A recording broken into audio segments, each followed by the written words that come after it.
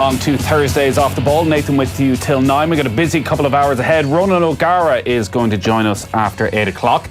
He will become the next coach of La Rochelle over the next few weeks, so he'll chat to us about his return to the Northern Hemisphere. John Giles in studio at 7:30, looking back on the Republic of Ireland's Euro 2020 qualifiers.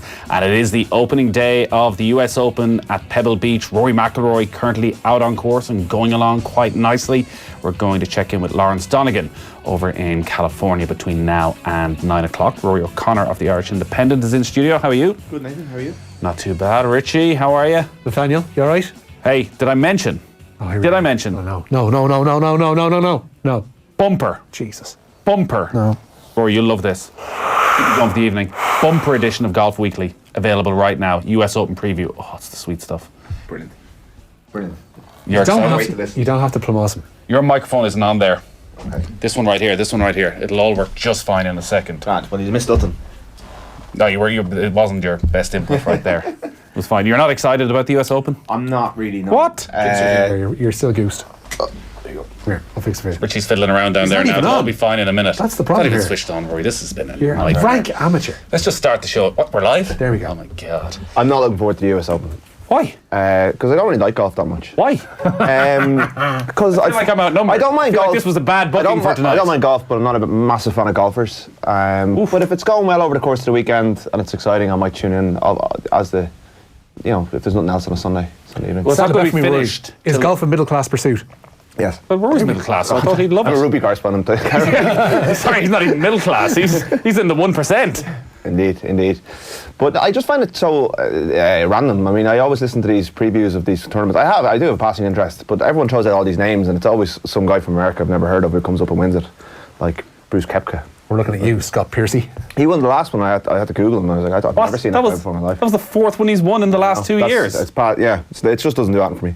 Dear God. And is it golfers, professional golfers you don't like, or your average everyday golfer? I know I have friends who are golfers, so I can't really throw that out there, but I find, they're all Republicans. They're all bland. They're all middle road Americans. Nathan loves that. And Rory McIlroy annoys me. So, Larry's. I was at Larry's first press conference after he lost won the Irish Open, and he's very likeable.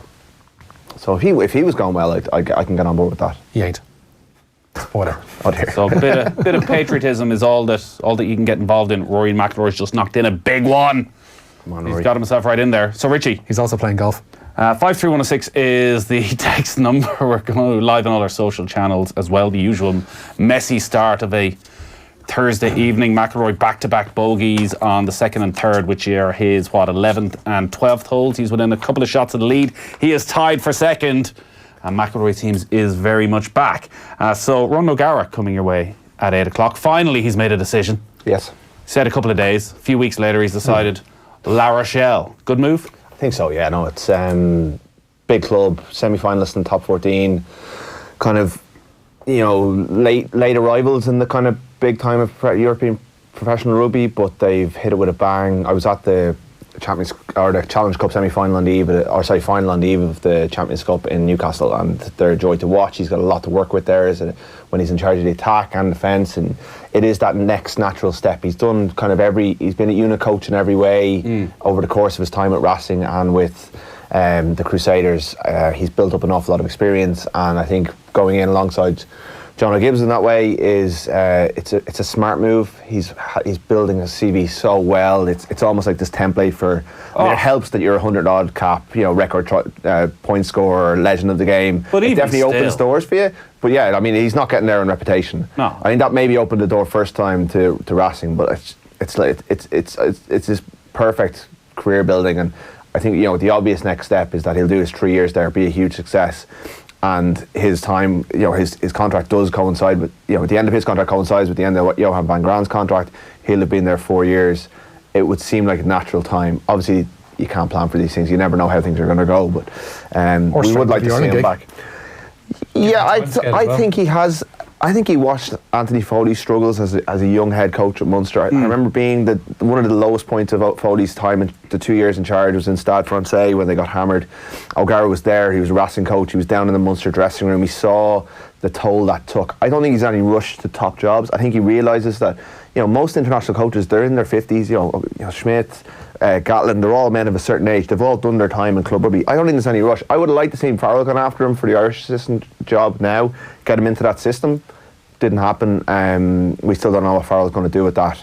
But I think he knows that it's a long game. He's seen what happens if you rush things. Yeah. It's just building steadily. And he would like a shot at Munster before he took over Ireland. One of the things I want to talk to him about is the role of John O'Gibbs and how they're going to interact. So John O'Gibbs is the director of rugby. What you say about Anthony Foley and being very much out there on his own at that time, I wonder, is that part of his thinking that actually, while he's head coach, he's still not the only man there? There's going to be other people with responsibility. He's not in sole command. There will be people he can turn to for advice. I think a lot of big clubs have gone down that route anyway, haven't they? Yeah, I mean, look at Leinster. Leinster have 2 head coaches effectively, and you know, one is the kind of figurehead, the other one sets the agenda in terms of the game plan and that sort of thing. Racing did similar with Trevor and Libby. Yeah, well, I mean, they were completely 50-50 split. Whereas, you know, I suppose the buck stops with John O'Gibbs, but at the same time, John O'Gibbs can get rid of him. You know, Gibbs is kind of I think it is the way we're even seeing it with football clubs now, that the manager's job that was, you know, so traditional is just too much for one person. So it gives him the chance to, you know, handle all the on-pitch affairs, let the contracting and, you know, all that sort of stuff off to Gibbs. But he also has a hand in every part of La Rochelle's game plan. So it's a great experience for him and a good club. And it's one that they will be a club that no one wants to draw in the Champions Cup draw. Well, we know who they're going to draw. Munster, it's nailed on. Yeah, it'd be fantastic. It really will be. And can you tell from a assistant coach, from a backs coach, what style of play they'll implement as a head coach? Not really. Well, I think he'll have taken bits and pieces from every club that he's done, but he's also got to work with what he has, and they've got big Fijian wingers, they've got powerful forward pack. I think Gibbs will have Gibbs will probably be in charge of the forwards, and he likes a very, you know, direct forwards game. You know, he's got the Joe Schmidt experience of working with Joe. He's had his years with Frank Asima and Claremont. You know, I think he'll have taken something from Super Rugby, but top 14 is top 14. It's a slog. It's still going on. Like 2018-19. And I couldn't believe it. I just saw the ad in Sky. Yeah, it's ridiculous. So, but I think we'll see a lot more of what he wants to do. I think we'll have taken bits and pieces from Racing, from Crusaders, but there's always that question mark: was that someone else's thing? But now it'll have more fingerprints on it. So the Super Rugby season finishes in about 6 weeks. Yeah. So 6 weeks after the French Rugby season, which started 6 months before the Super Rugby season. One of the reasons it's late is because insane. they take breaks during the Six Nations now, but that's going to impact their World Cup preparation. It has to. You know, there's players playing on Saturday who will be key men in the French national team, and they have Ireland are back in pre-season for a World Cup on Monday. So on Monday? Yeah, June 16th. Into camp, Carton House? Yeah, Carton House. Well, I'm not sure if it's Carton House, but yeah, they're moving around a little bit. Wow. As far as I know, anyway, yeah. Because I've been following Rob Kearney and Cian Healy on Instagram, and they're getting in their pre-camp prep. Cian Healy just got married, but he's in the gym. Oh, yeah. Now, is he though? Is somebody else doing the work and he's just putting up an Instagram in case Joe is looking? Pre-recorded. I mean, he got married on Saturday. Take the week off. Yeah, come on, Cian. Rest up.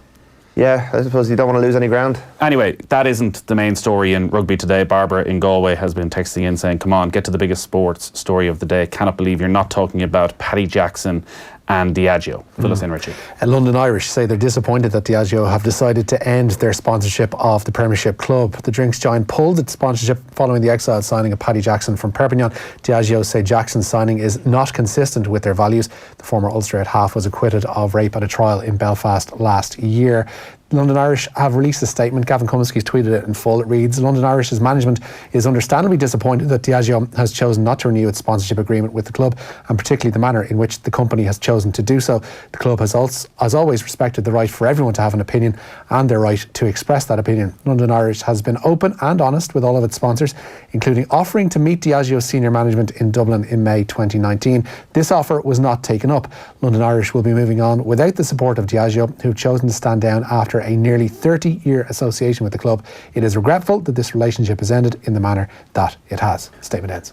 London Irish, it seems, by that statement, very much backing the player.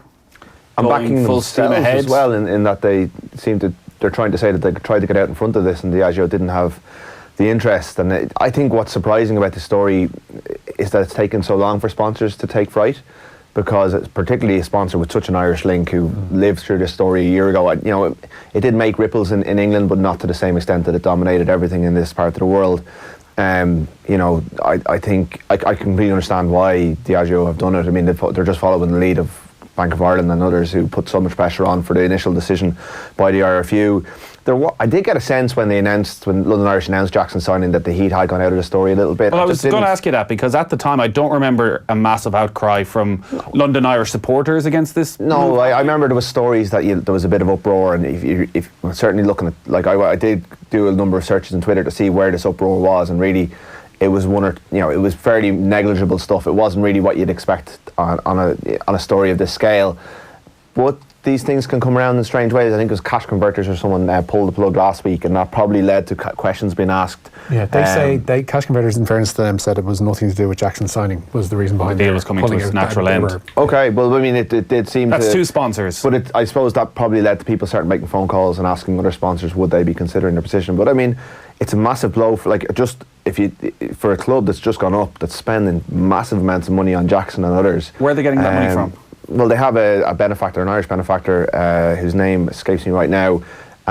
So they're not as reliant potentially as the ones were on the sponsorship? Well, I think Powergen are on their jerseys. I remember growing up, I think I had a London Irish jersey with a pint of Guinness on it. They were synonymous in the 90s. I don't think they're quite as front and centre, but I think it is part of the kind of London Irish appeal, is that kind of day out, the kind of Irish thing. I think Guinness have tents there, so I think that is something that's gone.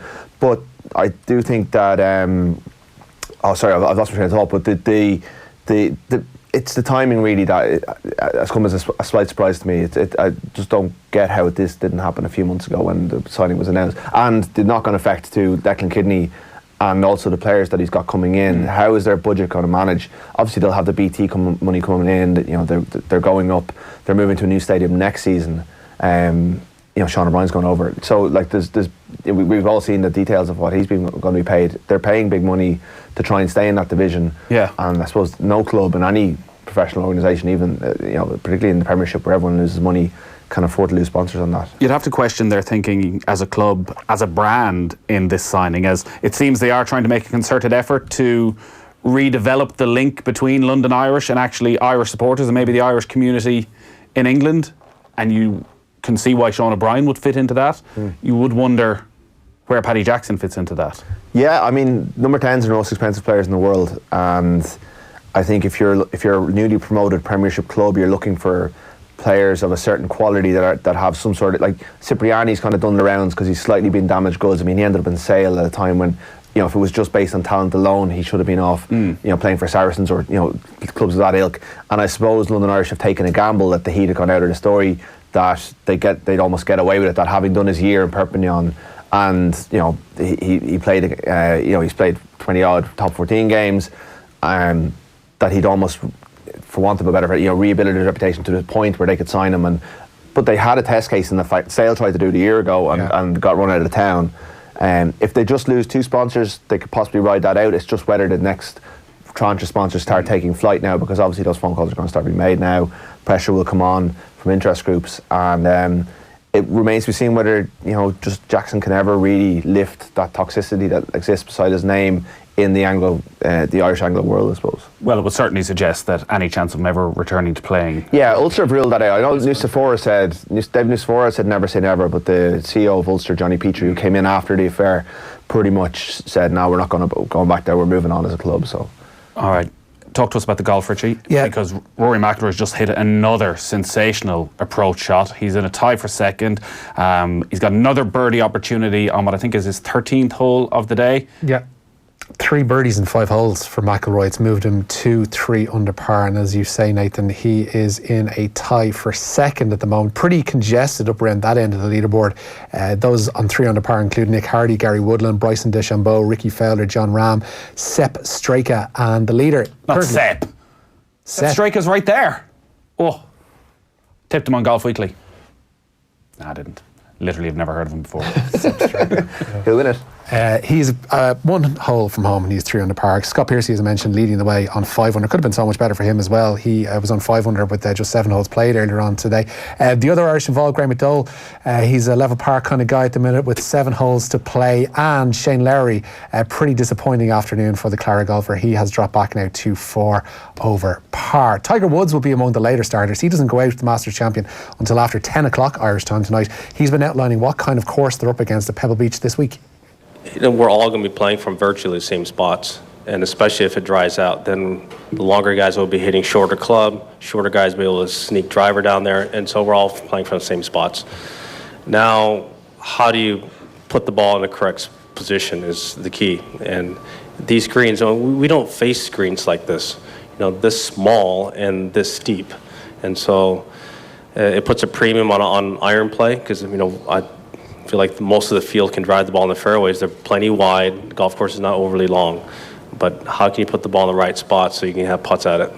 I could give you a lot of reasons as a non-golf fan why you should watch this week, from the quality of the field to the quality of the golf course.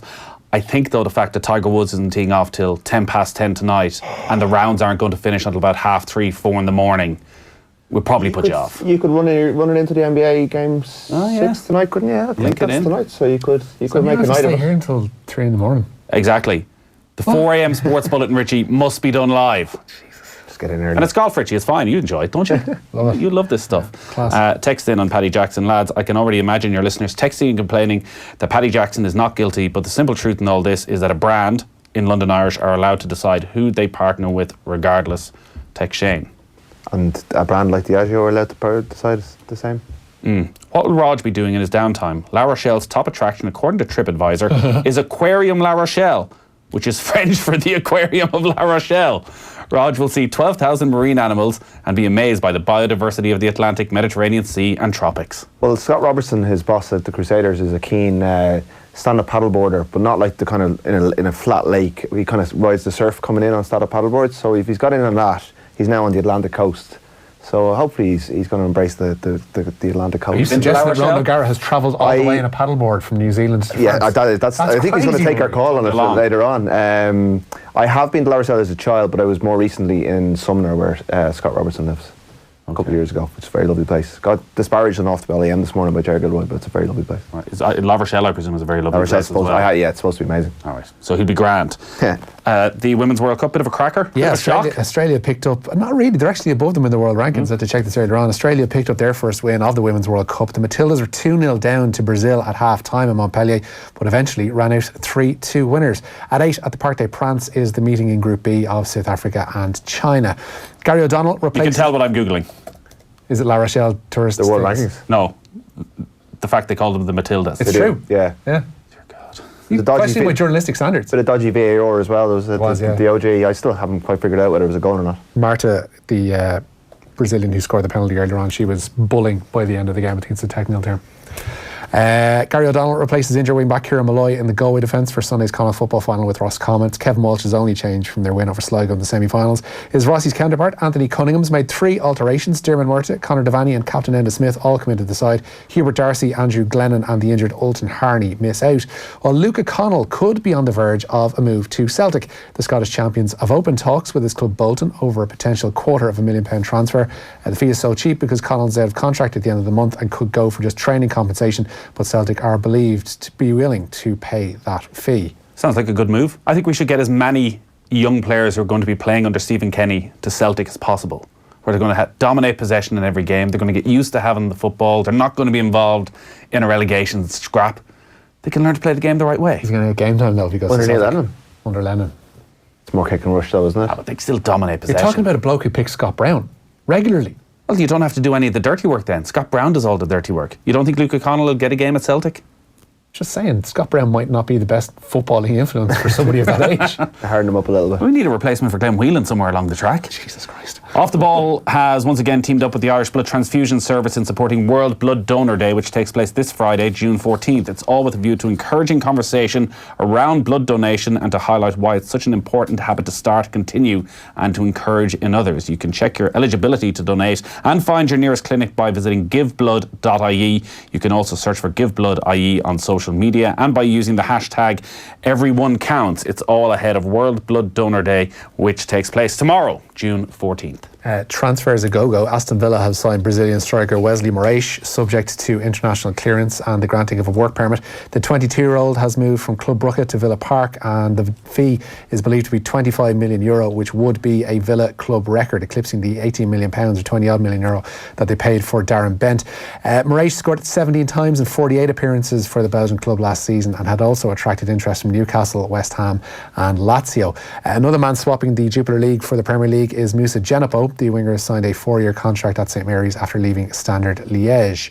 While Slaven Bilic says he was convinced to take the West Brom manager's job by their desire to return to the Premier League. The former Croatia and West Ham boss has signed a 2-year deal at the Hawthorns.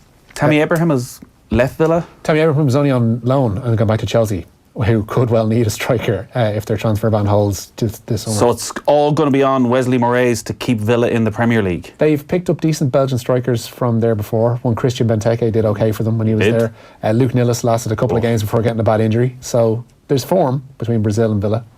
Mixed, albeit. Yeah. Regretting not playing Football Manager anymore. I've never heard one of these players. 5 years ago, I would have been all over this. 25 million quid, yeah. They're determined to get locked down their targets pretty early in this summer because they've already bought Anwar El Ghazi, who was on loan at them last season. Jota as well, the midfielder they've signed from Birmingham, somebody they've had within the crosshairs for the last while too. So, which it seems may force Gary Monk into quitting as Birmingham manager. Oh, really? He's not best pleased about Jota leaving for a straight swap, was it, with Gary Gardner? Pretty much, yeah. Gary Gardner back at Birmingham for about the 8th time in his career. And it seems Gary Monk wasn't best pleased that this deal went through and is now considering his position. There you go. Chris Froome could be awarded the 2011 Vuelta a España from the comfort of his hospital bed. The current Team Ineos rider finished second that year while riding for Team Sky behind Juan Jose Cobo. However, the UCI say the retired Spaniard has been found guilty of an anti-doping violation based on his biological passport at the time. Froome is currently in intensive care in a Saint Etienne hospital after suffering an horrific crash yesterday. Team Ineos say he'll remain there for the next few days after undergoing 6 hours of surgery. Froome fractured a femur, elbow and ribs due to that crash on his recon run of stage 4 of the Criterium de Dauphiné. Captain Obvious says, Nathan, it's because of the Aussie song Waltzing Matilda. Sometimes you'll hear it sung at rugby games. Thanks for that. Really? Still doesn't make it right. It's a terrible nickname. Most calling them nicknames the are, though, Sheilas. aren't they? That's what? I said it's like calling them the Sheilas. Well, that I'm very sure would be pretty insulting. Well, like, is Matilda's any better? Not particularly. What are the All Blacks called? What are the New Zealand women's rugby team called? I'm not sure. The White Ferns. Of course, the basketball team was the Tall Blacks. And I think the men's football team, That's are the true. All Whites. I don't know what you're laughing at. That's All Whites, that's yeah. actually true. Yeah. Yeah, the men's team are called the All Whites. There's the points out there, which is rugby. I put the curse on Rory McIlroy. He missed that birdie putt, and he's just hit a pretty poor approach to the par 3 fifth. He's in the deep rough. His two playing partners, including John Ram, who's also on 3 under, have short enough birdie putts. So listen, we'll keep you up to date with the US Open right the way through till 9 o'clock this evening. 3 a.m, Nathan. You're going to be here till 3 a.m, Richie. I want to see one of those Instagram posts at 3 a.m, Richie. Waterford have confirmed that Aaron Drinan has returned to his parent club Ipswich Town. The striker scored 7 times while on loan with the Blues this season and had been with the Republic of Ireland squad at the Toulon tournament this week. Israel Folau has been offered a route back to international rugby with Tonga. The fullback had his contracts with both Rugby Australia and his club side Waratahs terminated after he posted homophobic comments on social media in April. Folau would have to sit out international rugby for 3 years before taking part in an Olympic Sevens qualifying tournament, which would allow him to compete at the 2023 World Cup. Is this a thing that's specific to the Pacific Islands? No, that I don't think players so. can do this, that they can step out for 3 years and then No, I think there was a big fuss about it again? about 2 years ago, which I actually forgotten about. But yeah, it may have been when they changed the rules for the 5 years, but it's part of the Sevens World Cup. Sorry, the Sevens Olympics thing. I think that they had to Why couldn't readjust Issa it. Naseba do this? Well, we didn't have a Seven program to do it properly, so I presume Surely that's it's partly worth the why. investment. Yeah, well, probably a couple of years too late, but I don't think he'd probably still do a job. possibly, yeah. I mean, all controversy aside, he would certainly be an asset to the Tongans. But what he does next is whether he's still playing rugby in 4 years' time remains to be seen. There's a college team in Illinois called the Freeburg Midgets. Crap and offensive. It's a nickname that ticks all the boxes from Sam. Need to get involved in the UCD Super League. There's a lot of crap and offensive names in there. Yeah, I don't think none of which I can repeat right now on air. Richie, when are you done anything else? I just wanted to get the story because you mentioned kind of dodgy names there. Galway United have signed Jack Lynch until the end of the current SSE Electricity First Division season. Neither of those names dodgy. The 21-year-old can play centre back or centre midfield and joins from, and this does sound like something you'd find in Football Manager at the bottom end of it, Limerick Junior side, Regional United. It's more like something from Pro Evo when they haven't got the licensing rights. Well, there's a place in Limerick called Hospital. Regional United. There's literally a place in Limerick called Hospital. There is. They probably have a soccer team. Make more sense if they were Hospital United. It's brutal. It's been average at best tonight, lads. I think it's fair to say. Let's get back to the golf, Nathan. Phil Mickelson, who I put a couple of quid on, has just missed a 3-footer. Where are these bombs that we've heard of? Well, that'll be tomorrow's video. It hasn't happened for him so far. All right, so Rory McIlroy's ticking along nicely. He's 2 shots off the lead in the opening round of the US Open. We'll be across to California between now and 9 o'clock. Ronan O'Gara coming away after 8. But John Giles is up next. Off the Ball on Newstalk. Alive and Kicking with Claire McKenna. On Alive and Kicking this week, in Ireland we're renowned for loving our cup of tea, and in more recent years the herbal variety has been growing in popularity, but can it really do all it claims it can? The Verse plus size cover lady on the front of a fashion and beauty